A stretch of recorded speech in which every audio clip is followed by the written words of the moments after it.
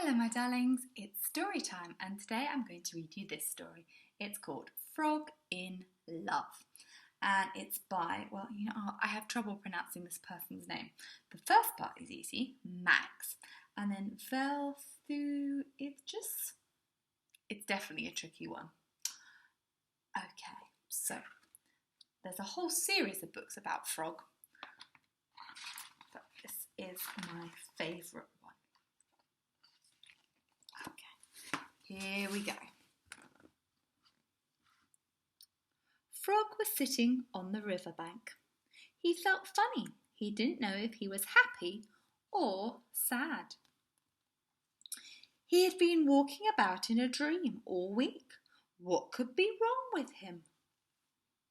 He's very confused. Not sure what's going on. Look at Frog's little face. Then he met Pig. "Hello, Frog," said Pig. "You don't look very well. What's the matter with you?" "I don't know," said Frog.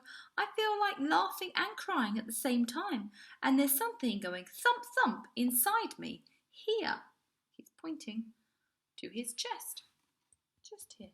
Thump thump, thump thump. "Maybe you've caught a cold," said Pig. "You'd better go home to bed." Frog went on his way. He was worried. Then he passed Hare's house. His Hare? "Hare," he said, "I don't feel well." "Come along in and sit down," said Hare kindly. "Now then," said Hare, "what's the matter with you?" "Sometimes I go hot and sometimes I go cold," said Frog, "and there's something going thump thump inside me. Here," and he put his hand on his chest. Hare thought hard, just like a real doctor. "I see," he said. "It's your heart. Mine goes thump thump too. But mine sometimes thumps faster than usual," said Frog. "It goes 1, 2, 1, 2, 1, 2. Hare took a big book down from his bookshelf and turned the pages. "Aha!" he said. "Listen to this. Heartbeat. Speed it up. Hot and cold turns. It means you're in love." "In love?" said Frog, surprised. "Wow, I'm in love." So that was a very useful book. And he was so pleased he did a tremendous jump right out of the door and up into the air. Wow, look at that jump. Gosh. Pig was quite scared when Frog suddenly came falling from the sky. "You seem to be better," said Pig. "I am. I feel just fine," said Frog. "I'm in love." "Well, that's good news. Who are you in love with?" asked Pig. Frog hadn't stopped to think about that. I wonder who Frog is in love with. "I know," he said. "I'm in love with the pretty nice, lovely white duck." "You can't be," said Pig. "A frog can't be in love with a duck. You're green and she's white." But Frog didn't let that bother him. Thinks that's a load of rubbish. He couldn't write, but he could do beautiful paintings. Back at home, he painted a lovely picture with red and blue in it and lots of green, his favourite colour. There he is, painting away. In the evening, when it was dark, he went out with his picture and pushed it under the door of Duck's house. His heart was beating hard with excitement. There he is.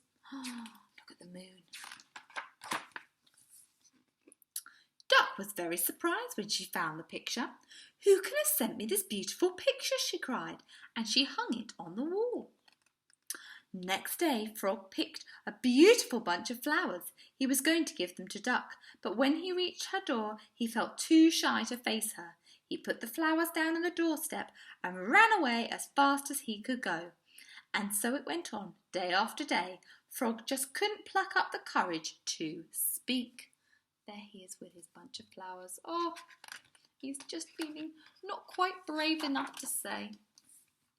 Duck was very pleased with all her lovely presents, but who could be sending them? Poor Frog, he didn't enjoy his food anymore and he couldn't sleep at night.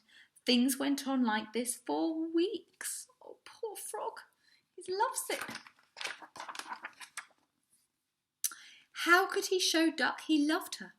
I must do something nobody else can do, he decided. I must break the world high jump record. Dear Duck will be very surprised, and then she'll love me back. Frog started training at once. He practiced the high jump for days on end. He jumped higher and higher, right up to the clouds. No frog in the world had ever jumped so high before. Oh, my goodness. What can be the matter with Frog? Asked Duck, worried. Jumping like that is dangerous. He'll do himself an injury, hurt himself. She was right. At 13 minutes past 2 on Friday afternoon, things went wrong. Oh dear. Frog was doing the highest jump in history when he lost his balance and fell to the ground. Oh no. Duck, who happened to be passing at the time, came hurrying up to help him. Frog could hardly walk. Supporting him carefully, she took him home with her. She nursed him with careful, tender, loving care. Oh, Frog, you might have been killed, she said. You really must be careful. I'm so fond of you. And then, at last, Frog plucked up his courage. I'm very fond of you too, dear Duck, he stammered. His heart was going thump-thump, faster than ever, and his face turned deep green. Ever since then, they have loved each other dearly, a frog and a duck, green and white. Love knows no boundaries. And there they are, happily together. The end.